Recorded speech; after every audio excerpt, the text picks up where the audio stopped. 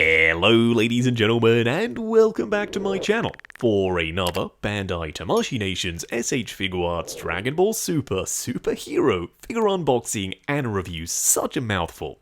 Now today we are taking a look at both Gammas 1 and 2 in the same video, cause why the heck not? If you're picking up one, you're probably going to pick up the other as well. If you are heading down to the description, why not hit that subscribe, bell notification icon and join button so you're notified as soon as a brand new review, Dragon Ball Super or otherwise, goes live on the channel. As for the box art, we may as well kick things off with Gamma 1, seeing as he is number 1. We do have an image of him off to the side, we do have his name in silver foil, then an open window showcasing the figure himself. On the side of the box, some grey-scale silhouetted images of Gamma 1, and on the other side, nothing. A clear open window that says Gamma 1. And on the back of the packaging, a bunch of product shots, plus super modeling and super action. I still find this stuff really weird, but I guess it works. We also have some warnings and some legal info. But we're not here to dissect the packaging, we're here for Gamma 1, and you know what? I really like these guys in the movie, and I didn't think I was going to. I thought based off the trailers and the posters, I thought they looked goofy as hell, but in the movie they kick some serious butt. Plus, in figure format, they do come with some additional accessories for Gohan in the same line. But that's Gamma 1 done, so moving on to Gamma 2. His box art is pretty much identical, although all the places where you saw Gamma 1, you now see Gamma 2. A full color shot on the side, an open window, plus his name in metallic silver foil. On the side of the box, some silhouetted images, and some of them are really goofy. This one poking out from behind his cape, looking all kinds of cheeky. And this one might just be my favorite, his hand on a weird angle. Maybe that's for one of those iconic Ginyu / I guess Gamma poses. Then on the other side, the clear window that says Gamma 2. Plus one of the more interesting developments is the instructions. They're printed on the inside of this flap. So if you're wondering where the instructions went after you've unboxed him and you've opened it on this side, just go ahead and open it on the other. Then around the back, some more product shots, plus an image of Gohan for a very specific reason. Then once again, warnings and legal info. But I really want to see that cape, so... And no, I don't mean Gamma's cape, I mean Gohan's one, cause just like Gamma 1, Gamma 2 comes with some exclusive accessories for Gohan. Now, some people are mad at that, cause why wouldn't these accessories just come with Gohan? Well, that helps keep Gohan's price down, and it's a nice added bonus if you were already planning on picking up Gammas 1 and 2, like I was. First in-hand impressions, really positive. What we are going to do now, though, is get all of the accessories for both Gammas 1 and 2 laid out in the light box, take a closer look at everything they come with. Normally we would start off with display bases, but unfortunately Gammas 1 and 2, they have no bases, so let's just start off with some head sculpts. Now for Gamma 1 we have 4 additional plus 1 on the figure, so 5 in total. Where with Gamma 2, we have 3 in total. We will be checking out the various different expressions on the actual figures, but there is a wide range, and the printing plus the sculpt work, I think, is on point. For Gamma 1, we have 1 fin, where for Gamma 2, you guessed it, we have 2. Oh, and also, all the Gohan accessories, they're not here, because I want to save them for when we're actually popping them on Gohan. It's a little bit boring saying, ooh, look at this Gohan head and look at this cape. I'd much rather just put them on the actual figure, so that's what we're gonna do later on. Now we do get this set of crossed arms for Gamma 1, but there's nothing stopping you from using them with Gamma 2, cause their bodies are identical, so technically, yeah, they're super compatible. You can pop them on, and away you go, for either figure. Next up, 2 blasters, and I love these things, they look so freaking cool. I guess the whole shark aesthetic is what they were going for, because you got the fins on Gammas 1 and 2 plus the grey colour scheme, and with the blasters, they look like mini sharks as well. We've got the pointy teeth, we've got the little eyes up top, and we also have these fins. 1 for Gamma 1, and just like the head sculpts, 2 for Gamma 2. Up top, this glossy red on the left, and glossy blue on the right. plus even down below for the handle, a little bit of black for the grip. And lastly, a full array of hands, closed fist, open palm hands, style pose hands, and they're all interchangeable because the sculpts, they pretty much match, they're like for like. They're all black and they look like gloves with a cuff down below and some lines sculpted in that would kind of be stitching. So if you wanted to give these Spider-Man whipping pose hands to Gamma 1, compatible, pop on the ball joint, and they'll match with the rest of the hands that come with Gamma 1. What we are going to do now, though, is get both Gammas 1 and 2 themselves out here, standing straight up and down in the light box, no crazy poses or accessories or anything like that. Now, when I was planning this video, I thought to myself, ooh, this presents a unique opportunity. I could look at each Gamma individually, then later on we'll bring them together, you know, kind of build up to it, but that's so boring. Who wants to see that? Let's cut right to the chase. Both Gammas standing together. And what a pairing. Bandai, well done. The proportions are good. The colors to me look spot on. And the smooth overall aesthetic, it matches the film. Now they're not perfect. We do still have quite a few things to discuss, and we will, but just one of them here and now. Technically, you are buying the same figure twice. There's a difference in color scheme and head sculpts and accessories, but the underlying bodies between both of them, kind of the exact same. Up close and personal, kicking things off with Gamma 1, because, you know, it's what we've been doing so far in the review, we may as well keep it going. Now, like I said earlier, when I first saw this guy in trailer and poster format, I thought, oh no, a military-style mustard-colored uniform, red ribbon army again? We've seen this before, it's so boring. But when I left the cinema, oh, these guys weren't boring. In fact, they almost stole the show. Now, weigh in down below. Did you like the Gammas? Do you prefer Gamma 1 or Gamma 2?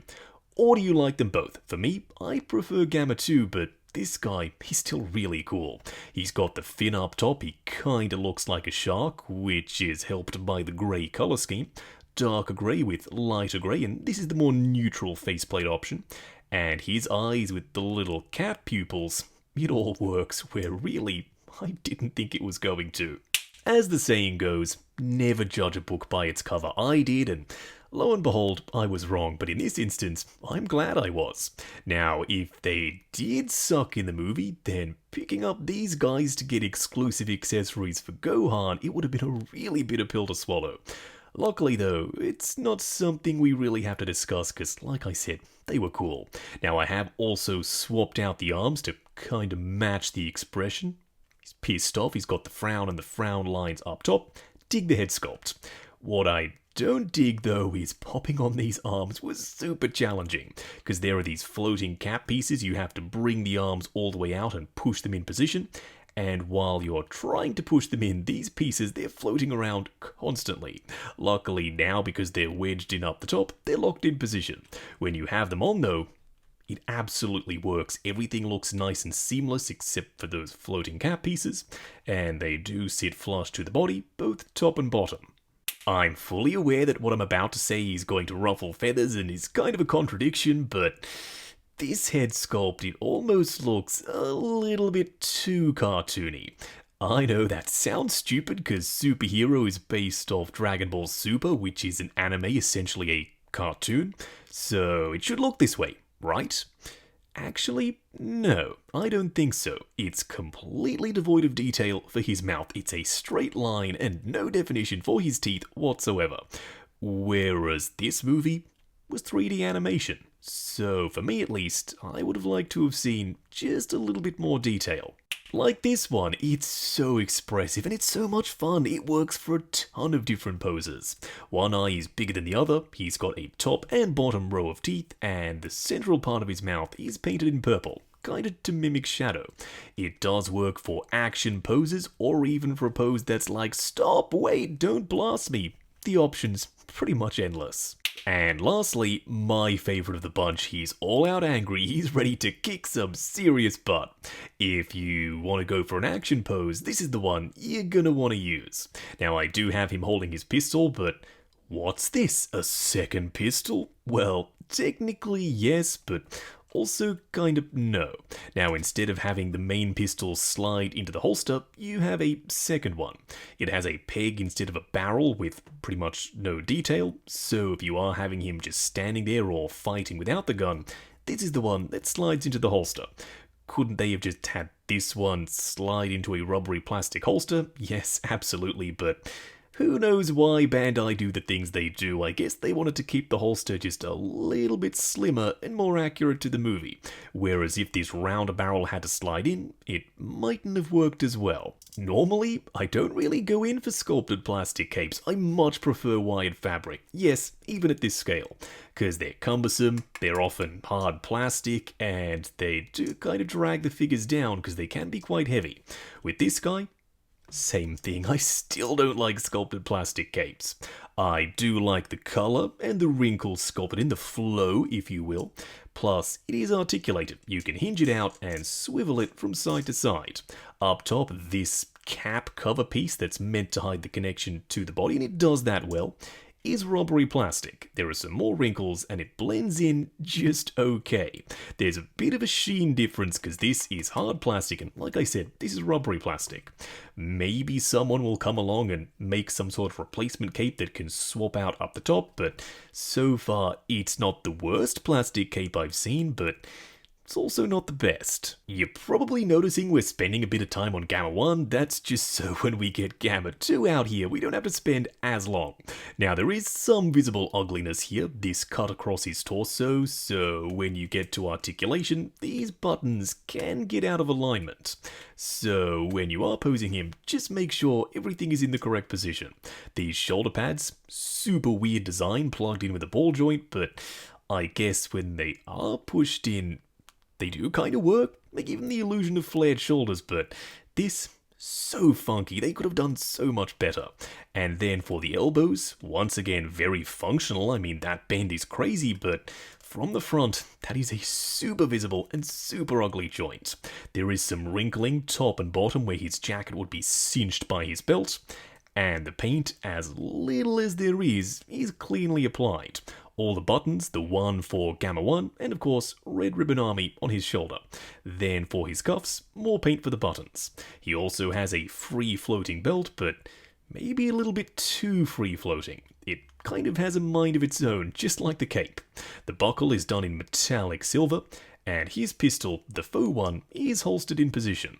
Which looks okay, but when you try and bring his arm down, it collides constantly. I guess that's just a byproduct of the movie design being translated into figure format, but I would have liked to be able to bring his arms down by his sides, because in the movie, he was quite tall, very lanky. Proportions-wise, yeah, okay, the figure captures that. His legs, they're super long and quite skinny, plus they flare out up the top, and the wrinkling is different from one side to the other. They haven't just sculpted it once and flipped it and then said, there you go, there's the other leg. These sculpts, they're unique. Now, for his boots, they are glossy, kind of patent leather-looking boots. They do have a subtle tinge of blue. There is some sculpted detail on the surface, but otherwise quite smooth. Then on the underside, nothing. You do have a little bit of a heel though, to give him some added height. But you all are probably pretty curious just like I am. How does Gamma 2 compare? It would probably be a shorter list if I told you what was different versus what was the same, because the body is identical and pretty much everything else is as well. The cape is blue up the top, and for the main body of the cape, the gun also blue. We have a 2 instead of a 1, and his head sculpts are different. That's it. Everything else is identical. Now, this head sculpt is the more neutral expression of the bunch, but I love these huge fins. It gives him so much personality. I mean, speaking of personality, look at that devious grin. It is so Gamma 2. He is kinda cheeky. Now, for me, not sure if I'm going with this one in the collection as of yet, but it's definitely up there. As is this one. This expression, it can work for a bunch of different poses. His mouth is open only on one side and his teeth are gritted. So maybe for style action poses like he's quietly confident about to kick your butt, or for dynamic action poses, it can work for both. Every time I change the pose and head sculpt on this guy or Gamma 1, I get even more excited. I can't wait to dial in the final pose for the collection, because there are so many options here. You can go for style poses like this one, or this head sculpt with the wide open mouth. It can absolutely be used mid-battle or even for gun blasting poses. Now, I'm going to ask this question just one more time. Now that you've seen both figures, do you have a preference? Do you prefer the blue on yellow color scheme of Gamma 2, like I do? Or do you prefer the red on yellow color scheme for Gamma 1? Weigh in the comments section. It's about that time, Gohan time! We're going to go through all of the new accessories we get with Gamma 1 and Gamma 2. Now, this is how you get him factory fresh out of the packaging, a really cool figure, but he was lacking accessories. Luckily, if you pick up the Gammas, you get some new ones, starting off with that Super Saiyan head sculpt. I'm ready to call it right here and now. This head sculpt is awesome. Now, the hair is potentially a little bit lighter than I was expecting, but at the same time, it's still Super Saiyan Gohan. I'm not mad that they threw this in with the Gammas, but I would have also loved to have seen this head sculpt from the get-go. Now, comparing it to the Ultimate Gohan head sculpt, I'm pretty sure both sculpts are identical. Just one has black hair and the other has yellow. It would have been even more of an added incentive to pick up the Gammas if this head sculpt was entirely new, but it still doesn't ruin it for me. Then we have a gritted teeth Gohan head sculpt, and there is a ton more definition on the side of his mouth for the frown lines under the eyes. Everything looks spot on. This head sculpt with this faceplate, ooh, I'm starting to think this might be my permanent display option, but we do have one more.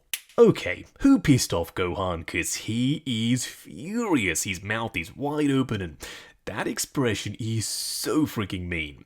Now, those are the faceplate options in the new Super Saiyan head sculpt that comes with Gamma 1, but with Gamma 2, we get something else entirely. It's his Piccolo cape, and for me, this is it. This is that natural progression of Cell Saga Gohan, just a lot bigger and a lot beefier. The purple outfit with the cape, it works beautifully.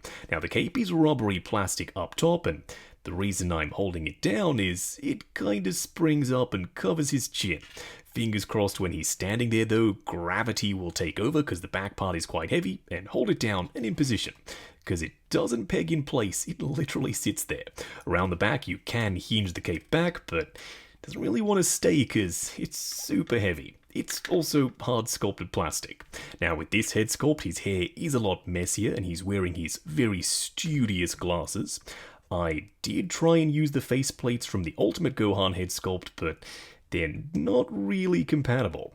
You can remove the glasses if you so choose, but when you do, there are some gaps on the side of his faceplates. From a distance and just standing there, you can't really notice them, but for me, I'm going with glasses on. If you're wondering about the compatibility of this cape on the superhero Piccolo, it kinda works, but also doesn't really. I mean, it sits on there and you can still hinge the cape back and forward, but it does tend to ride up, and because it's so narrow versus the broad shoulders of Piccolo, it doesn't fit him super well. But if you didn't have the previous Piccolo and you absolutely wanted this look in the display, yeah, with some futzing, it can totally work. For a quick side-by-side comparison, I've tried to pack as much into this shot as possible. We've got both Gammas standing together, so now you know how they pair up. But we also have the main characters from the movie, Gohan and Piccolo. Piccolo is a lot taller than everyone, as he should be, the proud Namekian, he's a tall boy. And Gohan, he's no slouch either. He's big, he's bulky, and thanks to his spiky hair, he's quite tall. Plus, the aesthetics with the rounded edges and the rounded boots, it all blends super well. So yeah, I have no problem whatsoever displaying the figures from the same line standing together. Like Perry White said in BVS, in other news, water, wet. I mean, of course they work well together. They were literally designed to be displayed side by side. Now that rounded, smooth aesthetic I was going on about with Piccolo and Gohan, it applies here too. My new favorite base form Goku and Vegeta, they work perfectly with the Gammas. Now the Gammas, they're quite tall and lanky, but Goku, he's still ever so slightly taller thanks to his spiky hair, and Vegeta, the same thing. His hair is spiky, so it gives him an added boost of height. but to their actual foreheads, technically the Gammas, they're the taller of the four. Going over articulation for Gammas 1 and 2.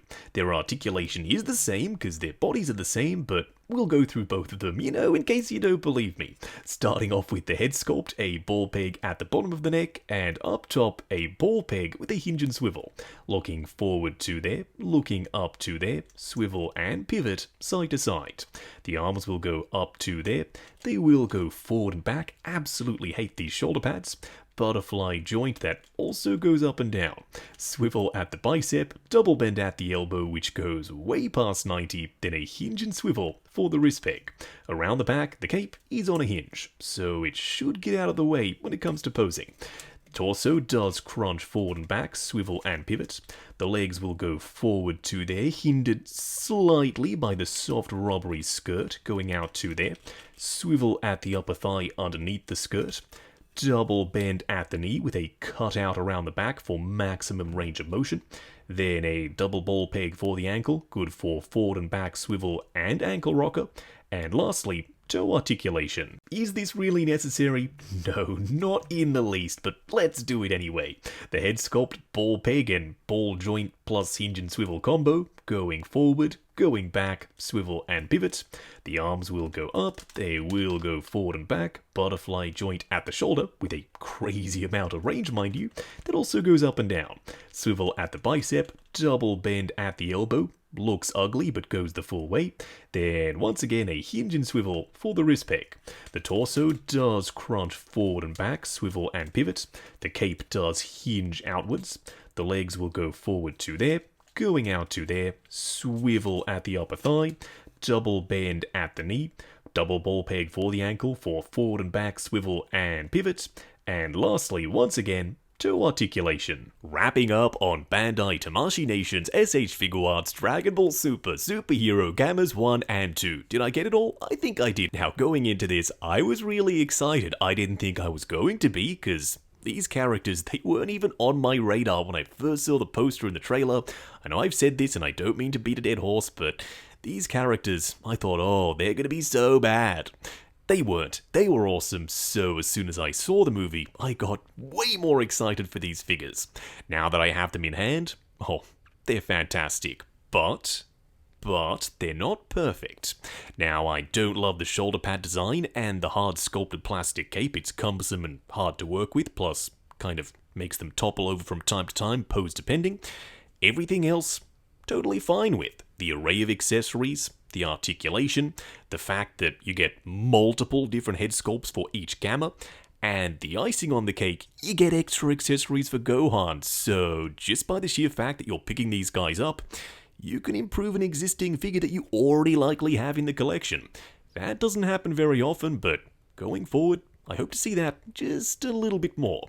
They don't have to go all in and do that with every Figuarts figure, but it's a nice way of, keeping collectors going. They've picked up the line, you give them a little added incentive just as a bit of a thank you. Now, at the end of the day, do I recommend these guys? Well, that depends on you. If you've seen the movie and you like the smooth, softer 3D animated aesthetic and you have the rest of the line, yeah, absolutely, what are you waiting for? Go all in, pick them up. But if you haven't and you don't, maybe they're not for you. They're not that typical Dragon Ball design with the gis and the martial arts style outfit. They're going to stand out, and if you don't like the look, they're going to stand out for the wrong reasons. Now, if you are heading down to the description, why not hit that subscribe, bell notification icon, and join button if you like the sound of seeing your name in the end credits of my reviews. Like, comment, and subscribe. We'll catch you in the next video.